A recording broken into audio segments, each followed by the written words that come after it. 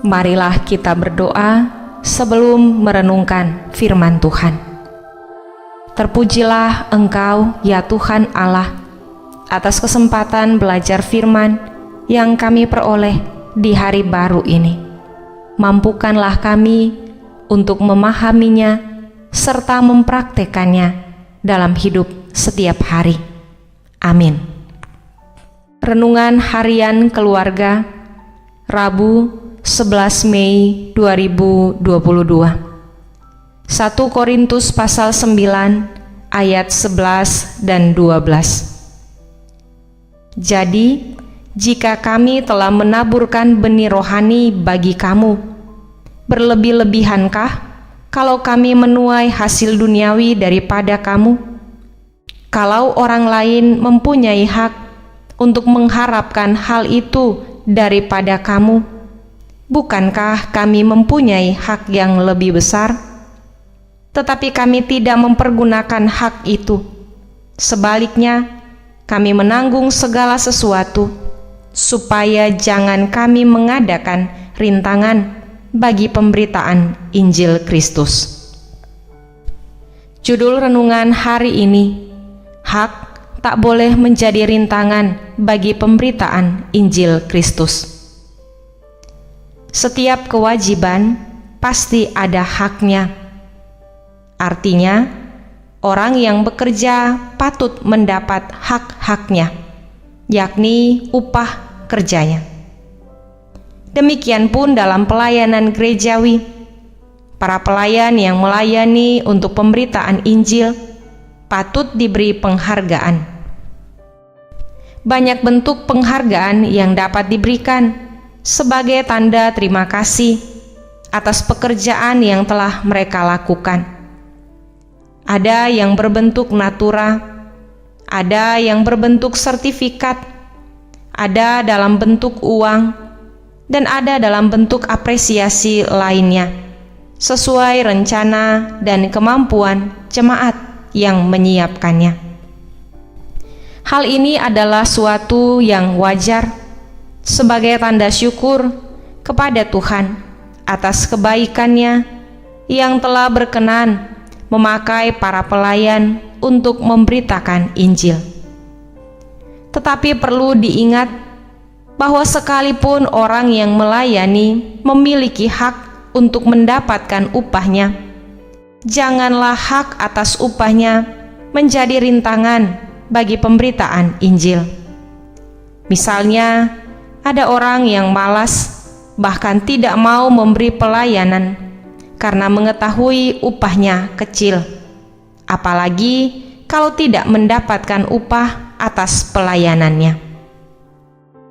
Paulus dalam bagian Alkitab yang kita baca ini dengan tegas mengatakan bahwa orang yang menabur berhak untuk mendapatkan upahnya, apalagi ia yang telah menaburkan benih rohani bagi jemaat Korintus. Katanya, kalau orang lain berhak untuk mendapatkan itu, bukankah ia mempunyai hak yang lebih besar? Walaupun demikian, ia tidak mempergunakan hak-haknya itu. Ia mengatakan bahwa ia menanggung segala sesuatu, supaya jangan ia mengadakan rintangan atas pemberitaan Injil. Bagi Paulus, pelayanan pekabaran Injil adalah hal yang prioritas. Hal ini selain menunjukkan komitmen pelayanannya, tapi juga penghargaan Paulus bagi pekerjaan pelayanan yang dipercayakan Tuhan padanya. Bahkan lebih daripada itu, Paulus menunjukkan betapa pentingnya pekabaran Injil demi penyelamatan manusia. Hal ini yang paling berharga dibanding dengan upahnya. Dalam kehidupan keluarga Kristen, kita pun dipanggil oleh Tuhan untuk mengambil bagian dalam pelayanan pekabaran Injil sesuai dengan talenta kita. Kita tahu bersama pekabaran Injil yang dilaksanakan oleh gereja kita, terutama di daerah-daerah pedalaman, sangat membutuhkan dana penunjang pelayanan. kita harus mendoakan dan mengambil bagian dalam upaya-upaya pekabaran Injil ini. Secara khusus dalam keluarga, mari kita ambil bagian dalam pekabaran Injil melalui ibadah-ibadah keluarga. Dalam ibadah keluarga, kita dapat mempelajari bagaimana kasih Allah dalam Yesus Kristus yang menyelamatkan kita sebagai inti dari Injil Yesus Kristus. Oleh sebab itu, marilah kita bersyukur dan menghargai Injil Yesus Kristus yang telah menyelamatkan kita. Dan janganlah karena kita mengejar hak-hak kita di tempat kerja ataupun hak-hak kita di tengah keluarga, sehingga ibadah-ibadah kita menjadi terhalang. Semoga kita dimampukan Tuhan untuk setia beribadah dan lebih khusus setia dalam pekabaran Injil yang Tuhan karuniakan bagi kita untuk kita sebarkan melalui perilaku nyata di tengah keluarga, jemaat, dan masyarakat.